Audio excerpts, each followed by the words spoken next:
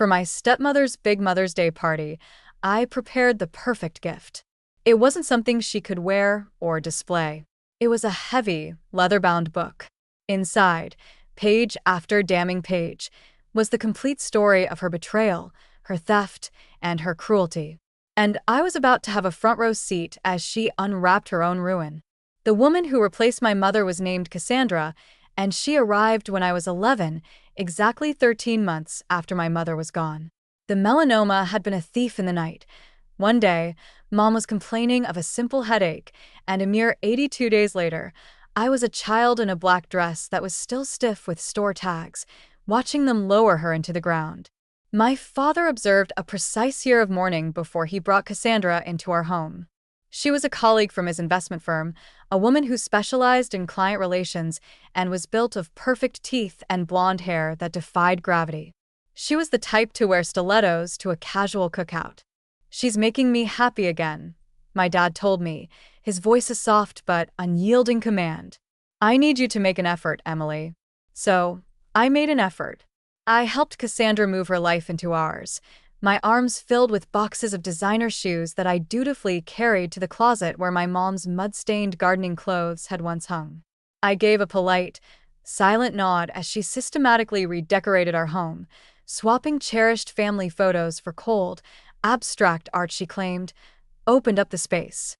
I even managed a thin smile when she had Mom's wild, overgrown vegetable garden ripped out and replaced with a sterile meditation patio, remarking how provincial it was to grow one's own food.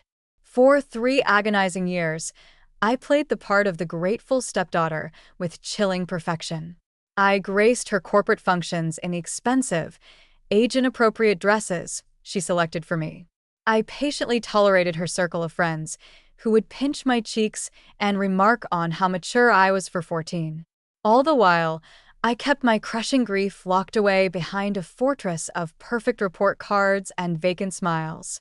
My father, utterly absorbed in Cassandra's demanding social calendar and the new, wealthy clients she constantly reeled in, never noticed that his daughter's laughter had vanished. He was far too distracted by their lavish couples retreats and exclusive wine club memberships. During that time, I would bury my face in my mom's old sweater every night, desperately trying to inhale her fading scent until it was finally gone forever. In her own calculated way, Cassandra tried to be a mother. She lavished me with expensive birthday presents, always things that she, not I, would actually want. She threw ostentatious dinner parties where she would parade me around, introducing me as our daughter to influential people who would forget my existence the moment I walked away. Her grandest performance was establishing a college fund for me, a gesture of generosity she announced at every opportunity. But when I got my period for the first time, confused and scared, it was a search engine that taught me what to do. When the nightmares of my mom's final, painful days would jolt me awake, it was our family's loyal old dog who would lay his head on my chest and comfort me. The facade I had so carefully constructed finally cracked during my sophomore year of high school.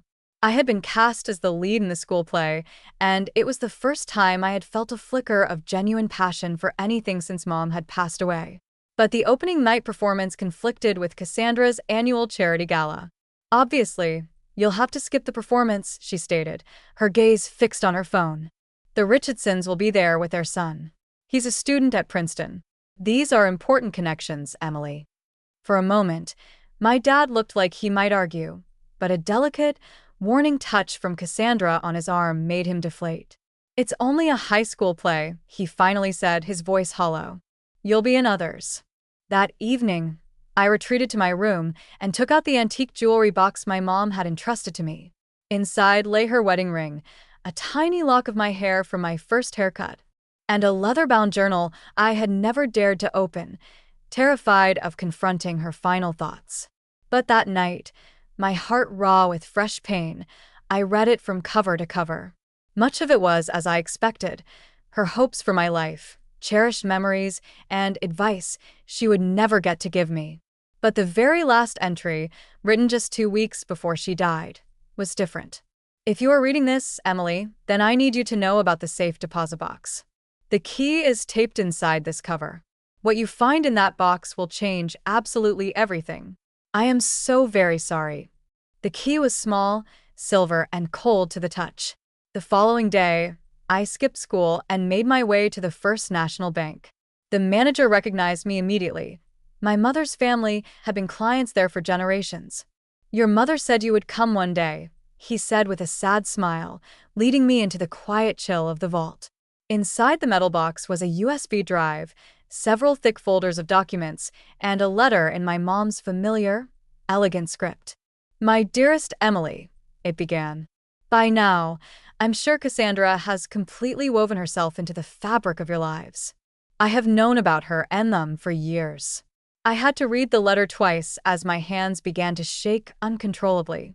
My mother had discovered my father's affair with Cassandra a full 6 months before her cancer diagnosis. She had hired a private investigator who had meticulously documented everything: hotel receipts, saved text messages, and photographs of them together at a restaurant on a night my mom was taking me to a soccer game. The PI's report was a brutal, chronological account of their betrayal. There were photos of Dad and Cassandra checking into hotels in 3 different states. There were screenshots of their messages that made my stomach clench with nausea. "She's taking Emily to her mother's this weekend. Come over. Can you imagine when we don't have to hide anymore?" And the one that felt like a punch to the gut from my dad, sent 4 months before my mom got sick. "Sometimes I wish she would just disappear." I saw credit card statements for dinners at restaurants I'd never heard of on nights Dad was supposedly working late. I saw receipts for expensive jewelry that had certainly never graced my mother's neck. I even found a lease agreement for an apartment downtown, an address completely unknown to our family. But the affair was just the surface. The folders contained financial records proving that Dad and Cassandra had been systematically embezzling funds from my mother's family trust, money that was meant for my future, and funneling it into a labyrinth of offshore accounts. They had been plotting this for years, just waiting for their moment. My mother's family had built one of the city's most respected investment firms from the ground up. When she married my dad, he was just a junior advisor with a hunger for more. She had brought him in, taught him the business, and championed his rise to partner. The trust was her family's legacy, and I was its sole heir. Now, I held detailed spreadsheets that traced millions of dollars being laundered through shell companies, fictitious client accounts, and deliberately manipulated investments. The money trail snaked through a dozen countries before vanishing into anonymous, numbered accounts. My father's signature was on every single fraudulent document. Cassandra's was on most of them. The worst part, however, was a folder of medical records suggesting that my mother's sudden, aggressive illness might have been orchestrated. There were strange test results, prescriptions for unusual medications, and toxicology reports she had secretly commissioned when her suspicions grew. "I started feeling unwell after our anniversary dinner," my mom wrote in a hidden note. "At first it was just fatigue, but then it grew progressively worse. The doctors couldn't figure it out. Then I realized I only felt this way after meals that Thomas insisted on preparing specially for me." There were lab reports analyzing samples of her hair, which showed elevated levels of heavy metals consistent with long-term, low-dose poisoning. There were notes from her consultations with specialists, all of whom remarked on the atypical progression of her symptoms. "I can't prove any of it," my mother wrote, her handwriting growing weaker. "And by the time you read this, it won't matter for me. But I could not leave you unprotected." The final page of her letter laid out her brilliant counteroffensive. She had established a second, secret trust in my name. The house and the business, which I thought my dad now owned, were legally and technically mine the moment I turned 18. My mom had changed her will with a team of lawyers my dad had never even heard of. "I have made certain that what's rightfully yours stays yours," she wrote. "The trustees will contact you on your 18th birthday. But if you find this letter before then, you can reach them with the information in this envelope. They are waiting for your signal." I remained in that private room at the bank for what felt like an eternity, the pieces of my life rearranging themselves into a new, horrific picture. When I finally walked out, I was no longer the same person. The grief that had clouded my existence for 3 years had been forged into something cold, hard, and sharp. I didn't go home and confront them. I didn't call the police. I did something far more terrifying. I became the perfect daughter they always wanted. For the next 2 years, I played my part without a single misstep. I excelled in every subject. I joined the clubs Cassandra recommended, and I attended every excruciating corporate event with a smile. I wore the right clothes, I said the right things, and I never let them see the truth behind my eyes. At night, my bedroom transformed into an intelligence hub. Every time my dad mentioned a new client or a complex investment at dinner, I would spend hours researching, tracking the flow of money through their convoluted network of fake entities. I expanded on my mother's work, creating my own encrypted spreadsheets. I installed a hidden safe behind a bookshelf to store copies of everything. I secretly recorded their dinner conversations, capturing business discussions they had when they thought I was absorbed in my homework. I photographed every document my dad brought home and carelessly left on his desk, utterly confident that his 16-year-old daughter couldn't possibly comprehend their significance. 6 months after my discovery, I was ready. I contacted my mother's trustees.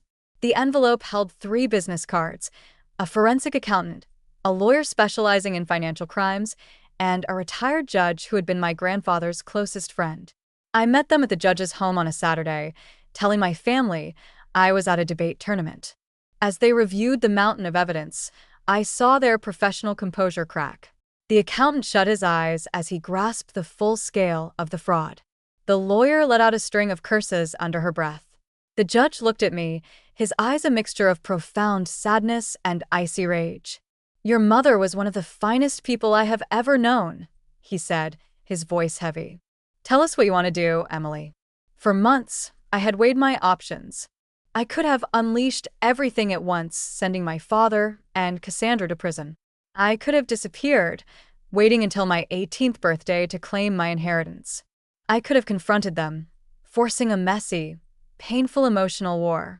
Instead, I chose my mother's path: methodical, precise, and inescapable justice. "I want to learn everything," I told them. "I want to understand the business, the finances, the law. I want to be ready when I take it all back." The judge simply nodded. "Your mother said you would choose this." For the next 18 months, I lived a clandestine existence. To the outside world, I was the brilliant, accomplished daughter Cassandra loved to boast about. But 3 evenings a week, my study groups were actually intensive tutorials with my secret counsel. The accountant taught me to read financial statements like a second language, to spot fraud, and to navigate the intricate web of transactions they used to hide their crimes. The lawyer schooled me in corporate law, contracts, and the specific legal mechanisms that would allow me to dismantle their empire and seize control. The judge introduced me to his network of contacts, powerful people in banking and regulatory agencies who had revered my mother and were disgusted by what my father had done to her company. Meanwhile, I worked with my mother's legal team, preparing the final assault. I graduated from high school at 16, a full year ahead of my class. Dad and Cassandra were ecstatic. Their prodigy was on her way to Yale. They were oblivious to the fact that I had also been acing advanced business and finance courses online, learning every vulnerability of the company they believed they controlled. "We are so proud of you," Dad said at my graduation party. "You have exceeded all our expectations." Cassandra beamed, her arm draped over my shoulder for the photographer. I smiled back, knowing that in less than 2 years, I would own the very board she was so desperate to impress. That summer, Cassandra announced her grand plan. She wanted to legally adopt me. "You are my daughter in every way that counts," she said, her voice dripping with false sentiment. "Let's make it official." I saw the flicker of calculation in her eyes. This wasn't about love. It was about securing her position, strengthening her claim to the company. I gave a flawless performance, hugging her and whispering that it was my dearest wish. That night, I met with my trustees. "The adoption process requires full financial disclosure," the lawyer explained. "It's a gift, and it changes nothing about your mother's trust. That is ironclad." "How close are we?" I asked. The accountant adjusted his glasses. "We have traced over 2/3 of the stolen funds. It is more than enough.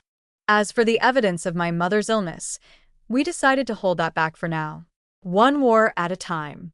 Before I left, the judge gave me a small package. Inside was a vintage Montblanc pen that had belonged to my grandfather.